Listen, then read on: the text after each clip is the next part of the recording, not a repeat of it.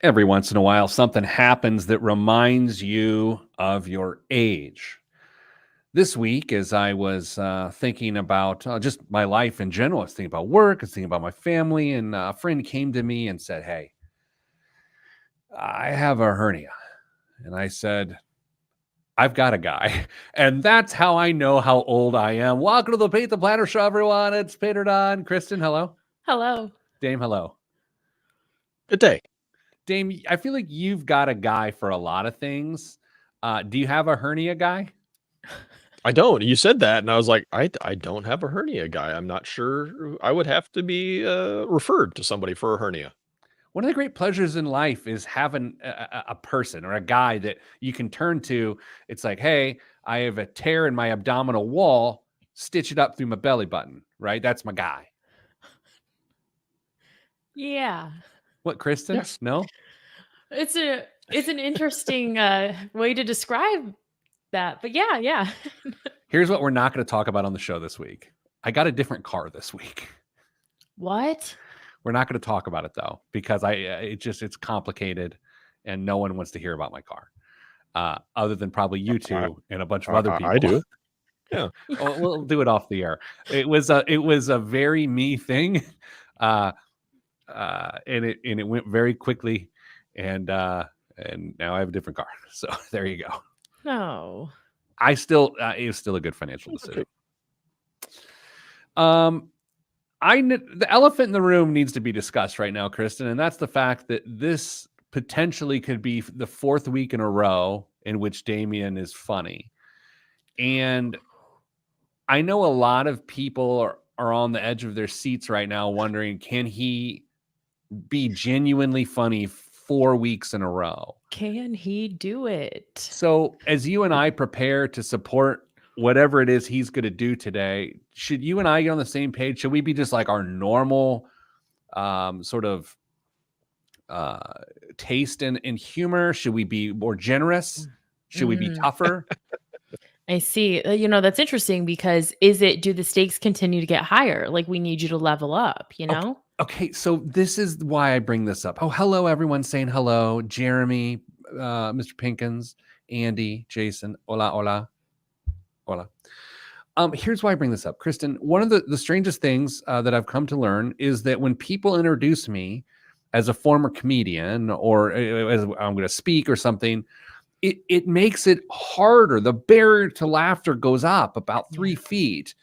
And so Dame's newfound reputation as a comedic genius.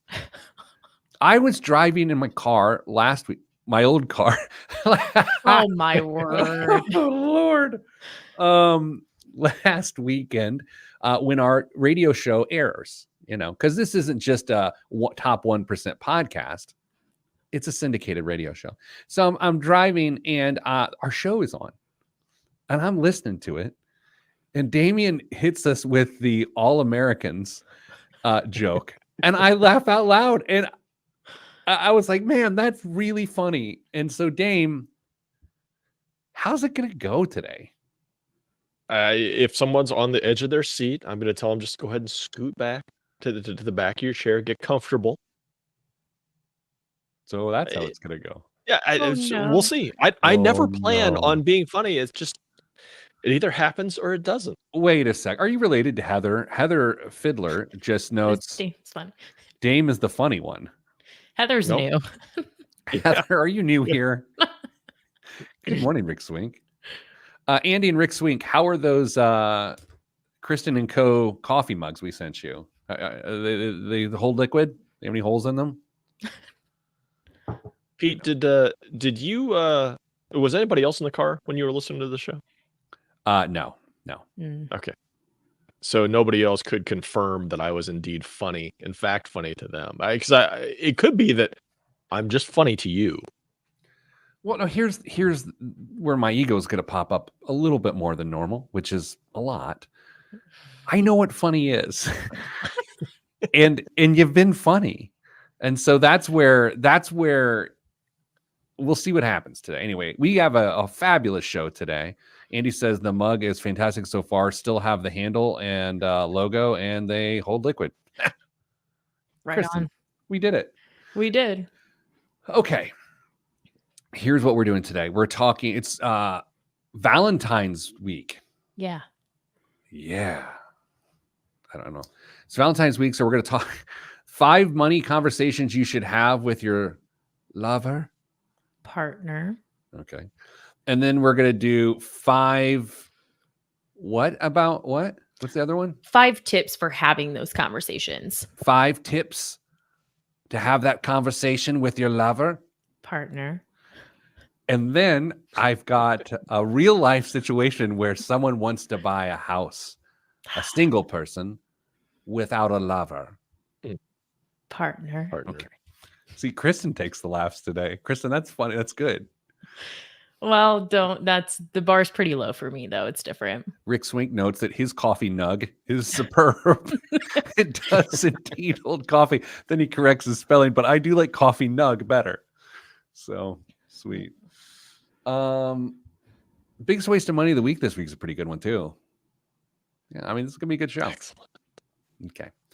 All right, let's do it. Oh, I got a new phone and I don't know how to pull up the I don't know how to pull up the clock. That's Wait, I am you old. got a new phone? I did. Got a new phone. You guys, I haven't had a new phone since 2019. What? Yeah. I just don't believe in getting a new phone because it's the same technology. I even got the same size phone. But mine just couldn't do it any longer. So Dame, can you imagine how much COVID her old phone had? ew. I mean, it came around Just in the cracks and oh, yeah. Not great. Okay.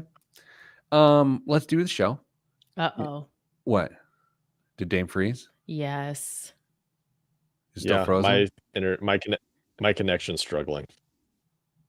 Kristen, did you pass this to Dame this week? Because earlier this week, your connection was struggling. That was because a construction crew cut the internet line coming into my entire town. That was different. Entire town of 7.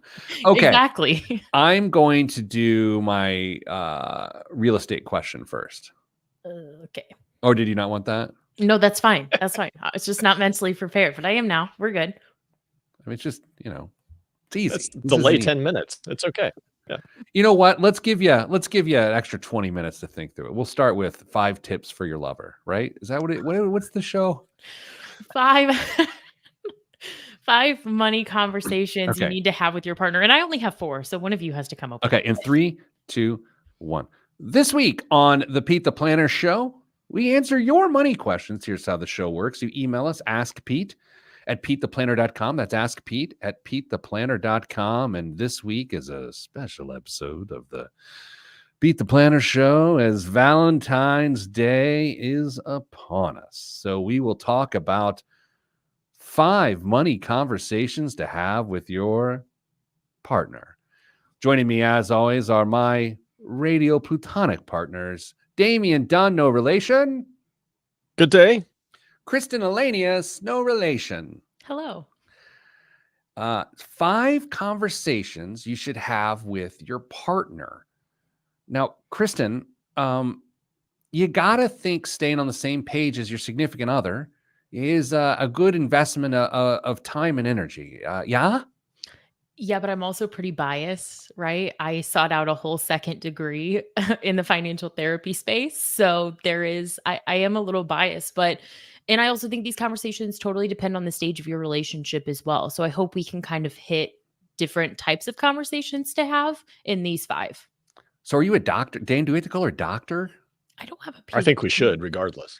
All right, doctor. From here on out, you are Dr. Kristen Elanius. All right. But I do feel like, Dame, that is also fraudulent if we were to call her that. Also true. Stolen valor.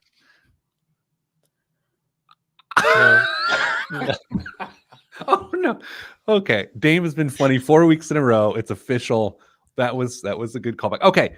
Kristen, what's the first money conversation you should have with your significant other? Perfect. So this is one if you are in a longer term, like more committed relationship, maybe again, been together for several years, or maybe you're married. We have to talk about as a household, as a couple, what we want retirement to look like. Yeah. Interesting. Dame, you've been married a very long time to a person. Mhm. And you also getting to the age like me that well, I'll speak for it feels like it's coming into view a little bit more than it has in the past. Are you feeling that or no?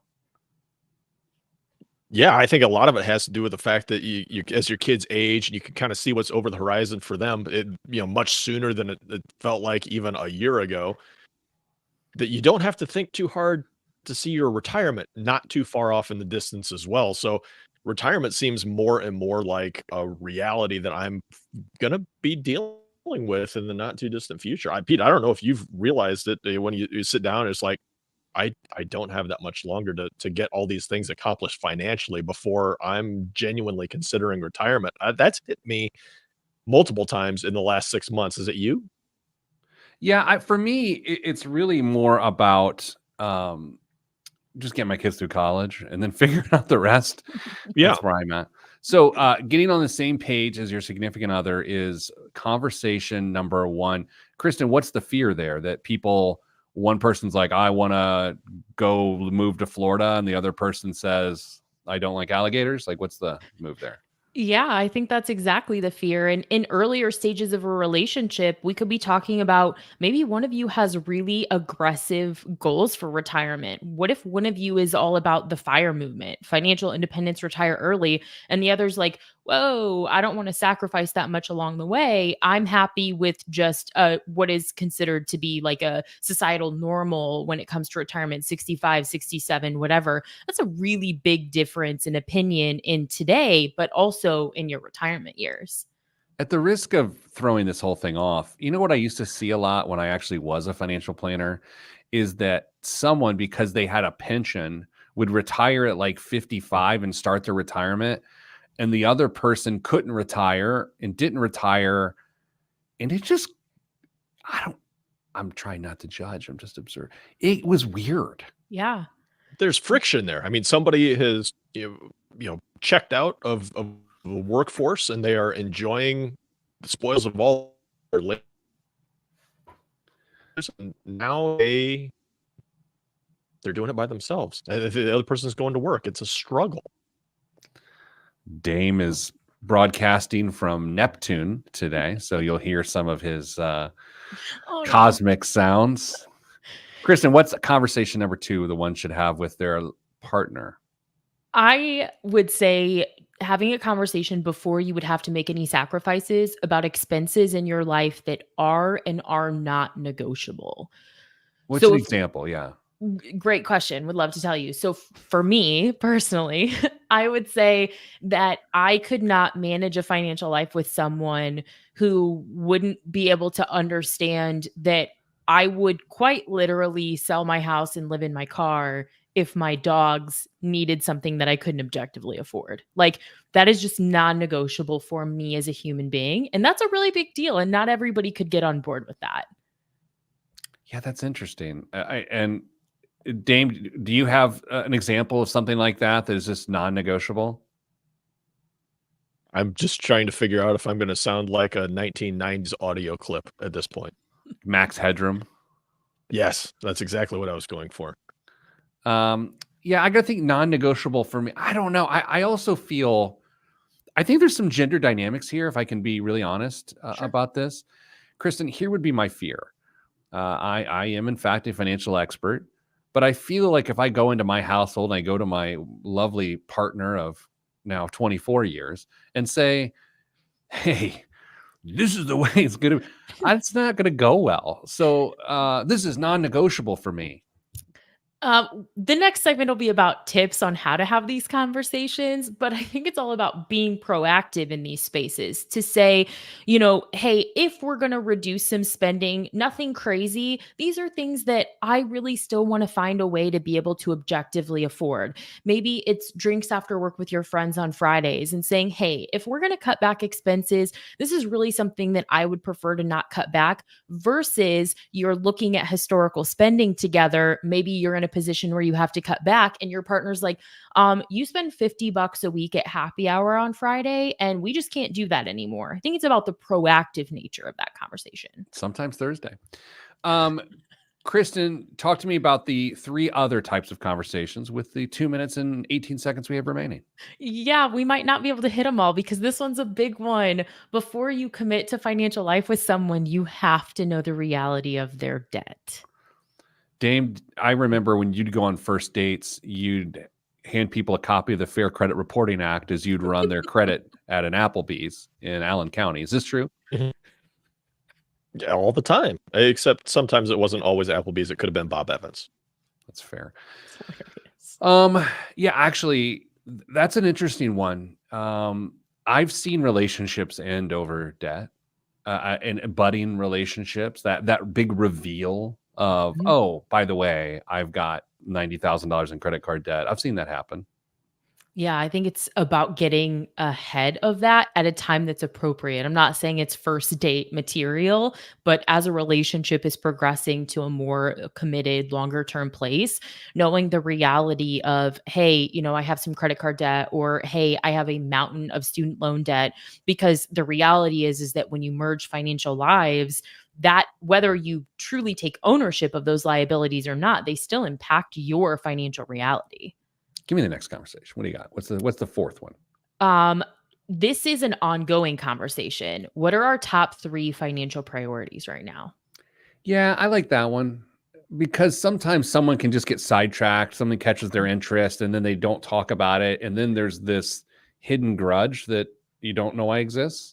Exactly. Yeah, it's about staying in front of that because to your point, life happens and you might think something is a priority 1 minute and then the next minute you're getting a new car on a Wednesday.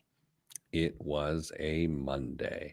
Excuse me. All right, let's do this. Let's take a break. We will come back very quickly with the 5th money conversation you would have with your significant other, and then 5 tips for having these conversations with your partner. It's Valentine's Day week here on the Pete the Planner Show, and for us, that means communication and flowers and chocolate and maybe some wine. All that's next on the Pete the Planner Show, except for the wine. I'm Pete the Planner. That's what happens when you start the outro like 3 minutes too early. I don't have a 5th one, so I'll come up with something. It's fine. okay. So Dame, do I need to restart my computer again? well, I've thought of that, but then I also thought, well, what would that do? Apparently Um, nothing. is your speed test suggesting that this should be happening or do you think it's your computer? I don't know. My speed test was perfectly fine. It wasn't Uh-oh. 130, but it was upper 90s.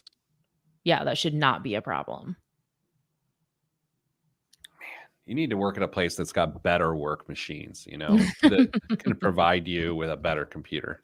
And what's interesting is he doesn't freeze or anything when he's listening to us, but as soon as he starts to talk, then it's like his computer can't, like his then video is garbled too, which makes no sense. Yeah. You would know, doctor. Okay. Do you have Valentine's Day plans? Are we allowed, is this like, do I have to sign a form if I ask people these things? Like what, you could do anything? Who, me? Yeah. No. Dame, you and Mrs. Advice do anything for Valentine's Day? Uh-oh. Wait, can you even hear us, Dame? Like every 5th word. I don't have a choice. I have to restart. I'll join you in the next segment at some point. I Okay. apologize. Boy, this isn't funny. Good thing I got it in early. Wow. Can you imagine The I shouldn't have pressure. laughed at that? Yeah. Oh boy. Okay. Bye, Dame. Oh, Kristen, just you and I here on Valentine's Day week show. Mrs. Planner and I are going to try to go to dinner because we've got like 90 minutes to do so before we have to pick up the weirdos. So, okay. Let's just go back to the show. I'll come up with a 5th conversation thing on the fly, and then you give your 5 tips on better conversations. In 3, 2, 1. Back on the Pete the Planner Show, talking the types of conversations you should have with your significant other about money to ensure the romance stays alive. Kristen, does that capture what we're talking about? I think that was perfect. I would have said it exactly like that. I want to talk. The 5th conversation is the emergency plan conversation, not the emergency fund conversation, the emergency plan conversation. What happens if something goes wildly wrong? What do you do? Who do you call? Sure, I run the finances in my particular household. If I, get hurt, can't talk, whatever, which if I can't talk, people are pretty excited. But who do you go to? Yeah. Here's the person. Here's the plan. I think that's a conversation you have once every few years just to ensure it's the same person. That seems reasonable, right? I think it does seem reasonable. And as at the level of the couple, it also keeps you accountable to keeping other plans up to date. Because if you're like, hey, we haven't had this conversation in a little while, and you say, oh, wow, our adult children their guardianship is still listed in the documents that we have in our Pete's Dead binder. Like, okay, does that necessarily make sense? So I think it also keeps you accountable to updating and improving those conversations. I know how to excite Mrs. Planner this Valentine's Day. I'll bring up the idea that I could possibly not be around. She'll be like, oh, wow, things are heating up. Okay, Kristen, it's one thing to have particular conversations, but there are best practices to make sure those conversations go well. Yeah. So help us understand what those elements are. Yeah. So we'll start with, because you're the one on the show right now, we'll start with make sure that you're both prepared to have a money conversation. And I say that because, Pete, I think you and I are similar in this vein of this is a behavior I've had to unlearn, because my natural tendency is to let something bother me and then just like announce it and be like, yeah, it's time to talk about it. And I feel like you're maybe the same way. Like you're on your flight home from a work trip and you're sitting, Delta first class and eating all the snacks because that's what you get in first class. And you have your computer open, you're going through your budget, and you start to like feel some financial anxiety about maybe some stretch goals. You land, you send Mrs. Planner a calendar invite for dinner. You're like, hey, let's talk about it. Something tells me that's your natural tendency, is to just like kind of let it get to this point where she immediately has to be involved. That sounds like fan fiction. I don't think any of that was remotely true. That is so true. It isn't. I'll say this. I'm maybe this isn't helpful. In the 24 years we've been married, it's the 24th year. I don't feel like I've ever confronted or her about money ever. If someone's doing something stupid, it's me. Okay, fair. Right? I think that's the secret behind all of this is like, I'd never go, seriously, do we really need this easy cheese? Never me. Touche. And I think that you're a more empathetic person than that. But I do think that the preparation side of a conversation is potentially where like maybe yours and my personality is like something that we have to like take a step back and like feel prepared to have this conversation. Yeah, I'm a fan of saying if we are going to talk about money in our house, which we do, I'll say, hey, this weekend, can we take 20 minutes to talk about some financial things? It's all it takes. Just let people get their head around it. Yeah. All right. What else? The number one tip, in my opinion, is to remember that different people raised you. Well, I mean, in most states that works. The reason for that, the reason for that is because we've talked on this show about how so much of what we know about money is observed, learned behaviors from our childhood. What we know about money is often caught, not taught. And you and your partner didn't grow up, even if you grew up in the same town, you still didn't grow up in the same day-to-day environment that shaped your thoughts, values, beliefs about money. And it is not reasonable to expect to just come to the table and be on the same page about money conversations. It's an ongoing thing and it takes work. Damien, when you think about that, the different people raised you, sometimes as you try to select your own behavior around money, you're running from what you were taught as opposed to what you were taught. How often in the work that you all do talking to people and their financial lives do you see that people are actually running from what they saw?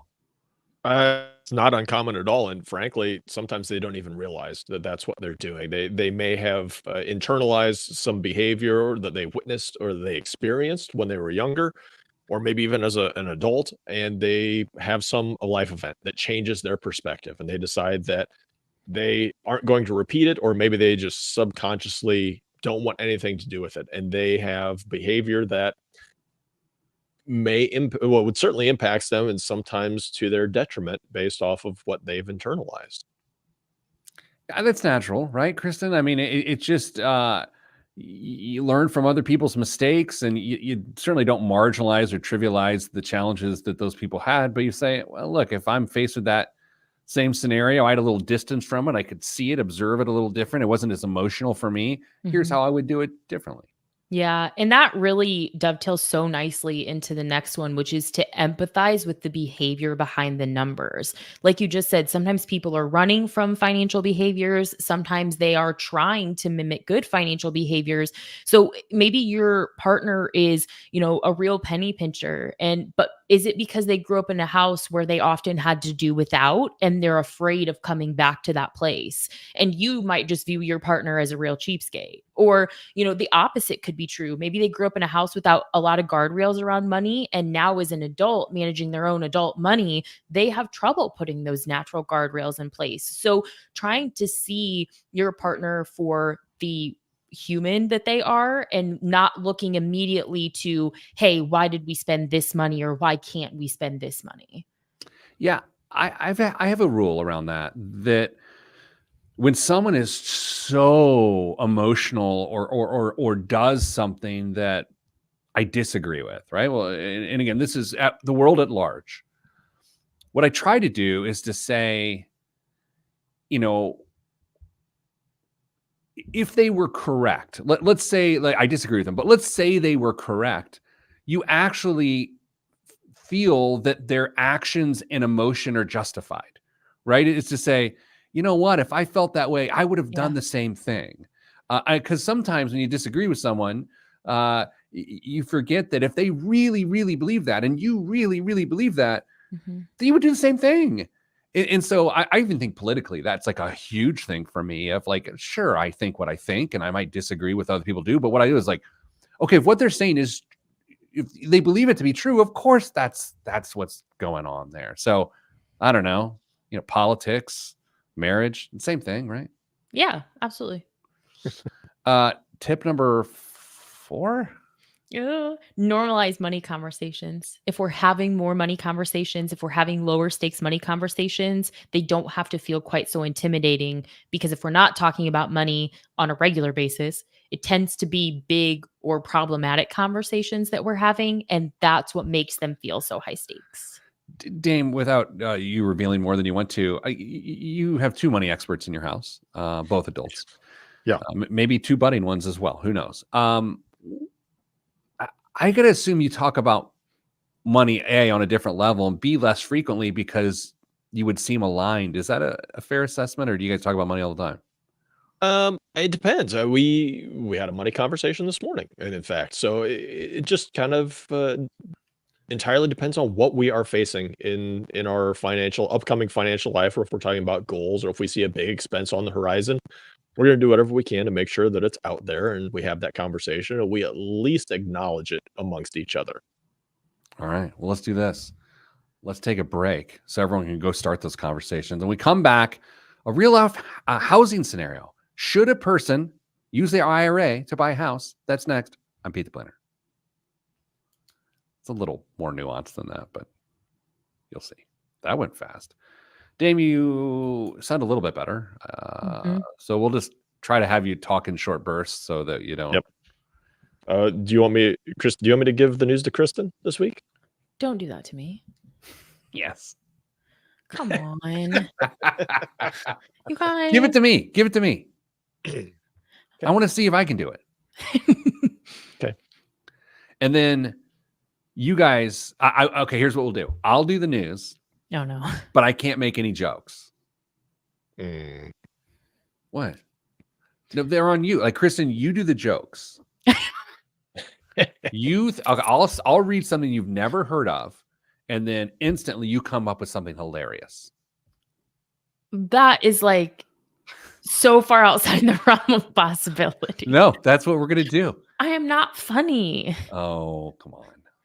I'm not fun, nor am I funny. No, that's fair. Oh, yes. Okay, Dave, let me see if I can get into this first here. Dame, You can ignore all the stuff that says like story 1, story 5, do whatever you want. oh, this is great. Okay, got it. This is fun. Okay, let's do my segment here now. Are you ready to go? I'll just give you the details on the fly. Okay. 3, 2, 1. Back on the Pete the Planner show. Dame, I have a friend. Congratulations. Yeah, yes, thank you. Yes, I have a friend, and I was talking to my friend. My friend just turned 28 years old. So I'm going to give you a bunch of numbers and tell you what's going on. My friend was just told that she can no longer live in the place that she's renting because they're redoing it. So she has to move by June. She planned on Sure. buying a house in the next couple of years. Mhm. And now she's feeling a little, her hand is forced a little bit to some degree. But she also has enough stability that she potentially is in position to buy a house. So I want to go through some of the mechanics of this thing. Ask me whatever you need to know. I feel like I know some stuff. Has a full 3-month emergency fund set aside. Okay. Okay. Has at least $10,000 to put down that is in cash. Okay. Has an old IRA, an old 401k that they were about to roll over into an IRA to the tune of about $10,000. Okay. This would be this person's first time home purchase. Okay. And the value of the home is just under $200,000. And they currently have a roommate in their apartment, and their roommate is going to move in with them in this house, theoretically. And so then their take home, or pardon me, their take home pay, the mortgage will be 20% of their take home pay after the roommate chips in. Okay. So the question is, A, should the person they can't put 20% down. They just can't. But should they put 20,000 down, 10% down, 10,000 coming from their regular savings, and then this 10,000 theoretically coming from the first time home buyer exemption off of a qualified plan? And by the way, the mechanics of that, I need to know. I don't think you can do that straight from a 401k. I think you would actually have to roll it to an IRA first, then take the withdrawal out of that. But then I don't know if there's a 5-year holding period involved with that before you make that move. So I'm going to pause here, take questions and thoughts. How do we know anything about retirement? I would say they're they're saving the right amount of money, but they're 20, just turned 28. So they are saving the right amount of money. Okay. The roommate, do we know how firm this roommate situation is? Like the roommates for sure move into? Yes. Okay. What do things look like if the roommate bails? It's a good question. Well, I would assume then that pushes the mortgage. I don't know how much higher. I mean, it wouldn't be 40% then, would it? Well, if the roommate's paying half. Yeah, that's what I'm just getting at here too. My question is, do we know for sure that this person pre-quals? They did. Okay. 6.5% interest rate too, by the way. It's pretty good now. It's better than bad. Like, I don't. Well, didn't we climb back above 7 recently? Yeah, you're not wrong about that. Okay. So here's kind of my gut reaction is, why do we have to take the IRA money if the if the monthly payment is objectively affordable, especially with the roommate? Like, why does the IRA money have to be part of it? That's interesting. Dame? I mean, that $10,000 at 28, that's going to double how many more times between 4, now and retirement? 4 or 5. Yeah. That's a significant amount of money. 10 to 20, 20 to 40, 40 to 80, 80 to 160, and then maybe you get the next doubling, 160 to 320. Yeah. Maybe. The $320,000 decision. Yeah. To me, the amount of money that you put down serves two purposes: proof that I'm able to save, and potentially makes a home more affordable. But if this person can objectively afford the payment without the 10,000, they have proved that they're capable of saving. They have a 3-month emergency saving and $10,000 independent of the IRA. They, for me, have checked that box of I'm capable of doing this, assuming the money wasn't like inherited or something and they just like came into it. But if they've actually saved that money along the way, I don't think you have to touch the IRA. I'm going to have to make some guesses here. Okay. So I believe they are the type of person who has been able to save it, but I don't know that for fact. Yeah. So Dame, maybe to Kristen's point here, let's say for a second, it was inherited. How does that change your thinking about this situation? That the 3 months expenses set aside emergency fund, it's inherited. Let's say the $10,000 that's saved for the home is also inherited. How does that change this for you? I would like to know how long it took to get the 3 months worth of savings built up, and have they ever dipped into it? And how long did it take to refund that emergency fund? Is it something that's happened very, very slowly over a period of time, or do they have the latitude in their month-to-month finances that they can pull money out and really focus on saving that cash? I hear you on that, and I'm not disagreeing with you, but I guess I think the three of us know this.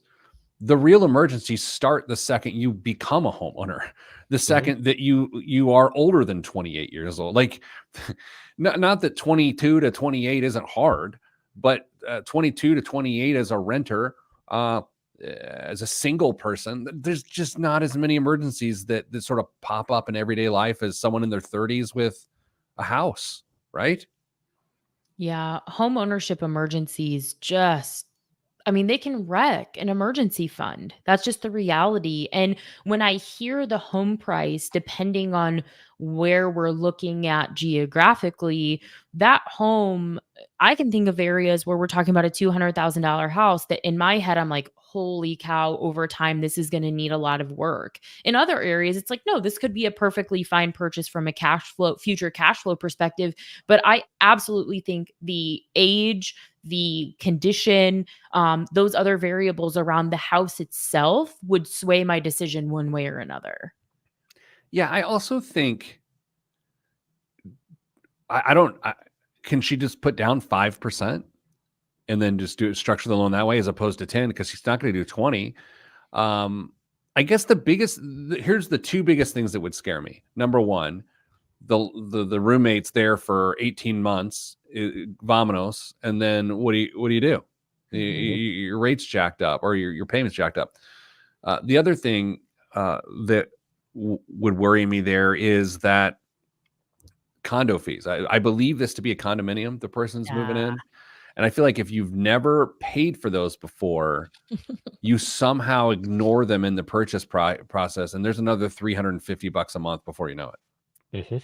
Yeah, that's exactly it. So what if this person, because they're almost acting like their own landlord a little bit, what if instead of taking all of the money that the roommate pays per month and putting it toward the mortgage, what if they create like a little house emergency fund as like this is my residence, but this is my rental? Because it sounds like they would need a roommate for the foreseeable future anyway. So it's like, hey, let's start this like renter emergency fund for the room that I would rent out to this current roommate or maybe potentially a future roommate. So Dame, that's interesting, because what you could do is, instead of allocating only 20% of your take-home pay, you allocate 30% of yours, and then use that 10% overage to set it. Kristen, I kind of love that. Not just a hat rack, my friends. Oh my gosh. I don't think you should make hat jokes to two bald men on the radio. I think it's insensitive. I'm sorry. No, it's all right. I do love a good hat, though. All right, let's do this. We're going to take a break. Dame's having sound issues this week, so he can just, say things here and there. That means this week's biggest waste of money of the week, I will deliver, and I will also live my lifelong dream of reading the news on my own radio show for the first time ever. I know you're excited. Kristen's excited because she's going to be the one that's going to have to deliver all the jokes off the top of her head to make this segment entertaining. All of that's next, right here on the Pete the Planner News Hour. I'm Pete the Planner. Why? 'Cause Why? I don't know. Dame, it is fun watching her get uncomfortable, isn't it? Yes, because she grows every time. I agree. So put a hair on your chest. That's what my dad used to say. I'm tired of growing. You guys told me I had to grow 2 years ago when I started being on this show. Can't I take a break yet? And look at you now. You're a Media homeowner, darling. media darling. Were you in Indiana when you started back on the show? I have been on this show in Indiana. I have been on this show in Texas, and I have been on this show in Arizona. But as a regular figure on this show, Indiana. Kristen and Co. For those wondering, our group chat, which Kristen accesses on her brand new phone, is called Kristen and Co. That's the name of our group chat. You did that. I did not. Let's be clear. All right, Could also Dame. be called Kristen and the Olds. Yeah, that actually is pretty good too. Yeah. Kristen and a guy who has a hernia guy and another guy. Okay. Let's do the show. Okay. I got a little more logistics than normal here, but that's okay. I'll figure it out on the fly, Kristen. I'm not.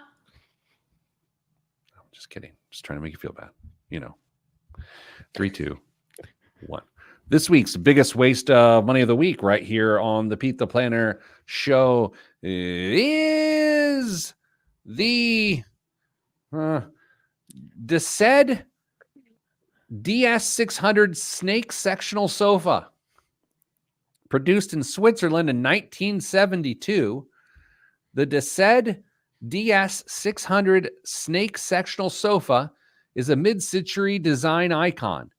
The modular sofa is made of 25 pieces that can be zipped together into endless configurations.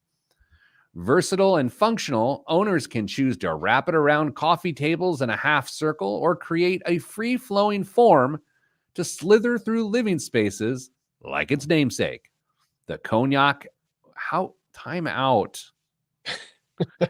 How do you Brandon. mispronounce cognac? Yeah, I don't know. That was terrible. The cognac brown leather upholstery has developed a unique patina over the last 50 years, while the back is covered in dark brown felt. Okay, Kristen, how much is this 52-year-old couch? That's 25 pieces. So just so that I'm clear, this isn't a design from the 70s that they've then redone. This is a vintage couch. It does. I mean, I'll be honest, as I look at it, Dame, doesn't it seem as though this was at Wilt Chamberlain's house at some point? Yes. Looks like it had seen some things. This couch is thousands of dollars. This couch is she's good. That girl is good. This couch, you guys, I love mid-century furniture, and some of the prices of mid-century furniture are just unbelievable. So I just have to decide at what level of unbelievable this is.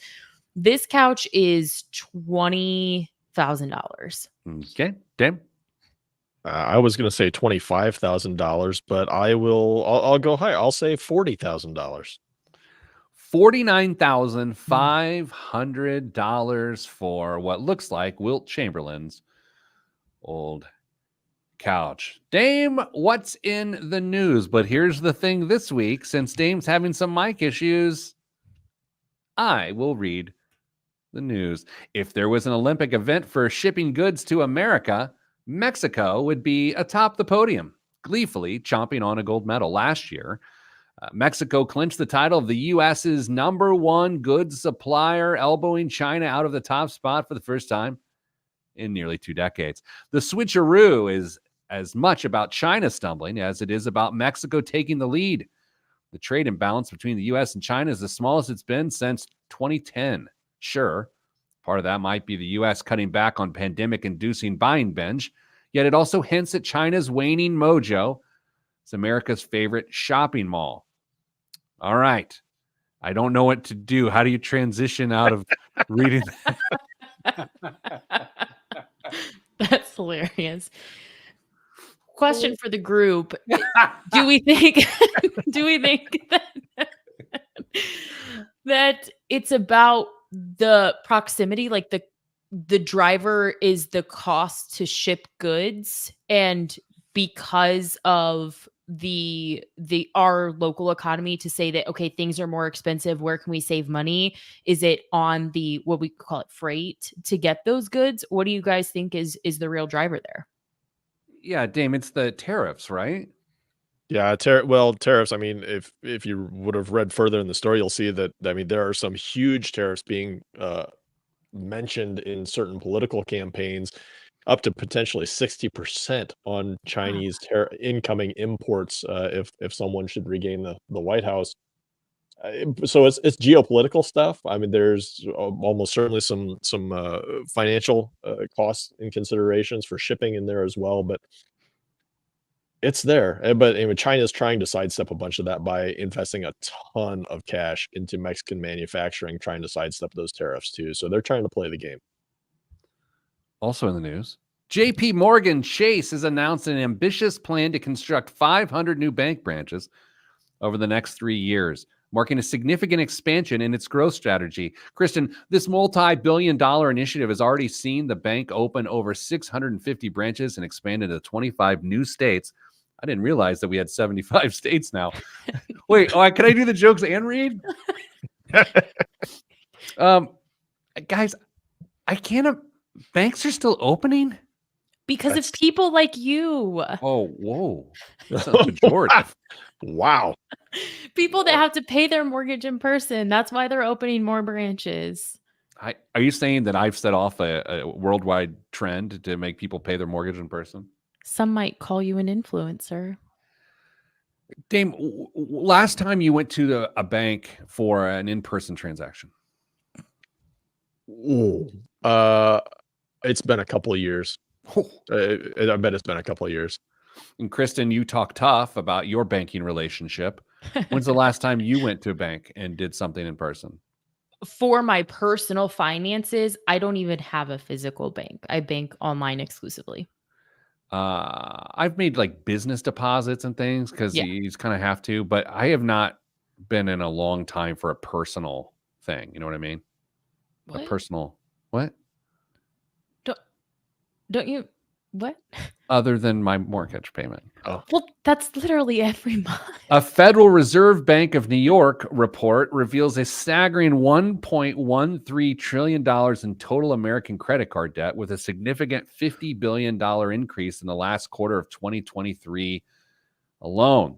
This rise in debt coincides with a noticeable uptick in delinquencies, especially among younger millennials who are also struggling with hefty student loans. Dame, how do you come up with like pithy questions right out of like, this is so much harder than I thought it would be.